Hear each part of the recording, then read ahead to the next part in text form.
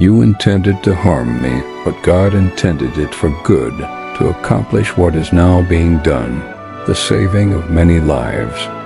Genesis 50-20. Joseph was the favored son of Jacob, loved more than his brothers, who became jealous of him.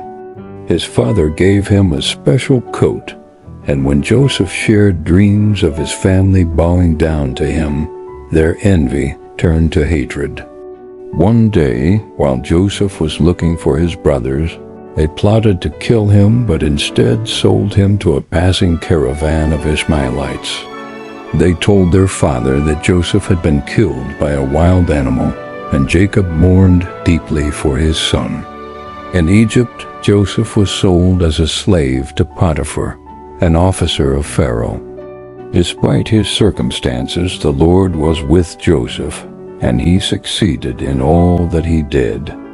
Potiphar trusted him, but when Potiphar's wife falsely accused him, Joseph was thrown into prison.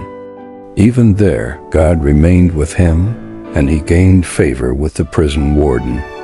Joseph interpreted the dreams of two fellow prisoners, the cupbearer and the baker. His interpretations proved true, but the cupbearer forgot about Joseph once he was restored to his position.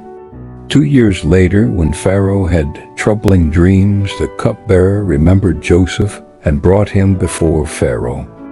Joseph interpreted the dreams, predicting 7 years of plenty, followed by 7 years of famine, and advised Pharaoh to store food during the years of abundance.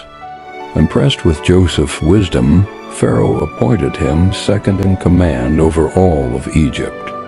When the famine struck, Joseph's brothers came to Egypt for food, and they did not recognize him. Joseph tested their hearts before revealing his identity. He forgave them, saying, "You intended to harm me, but God intended it for good, to accomplish what is now being done, the saving of many lives." Joseph's story reminds us that even in the face of hardship and betrayal, God's plan is always at work for good. Trust in His timing and know that He can bring good out of the most difficult situations. Amen.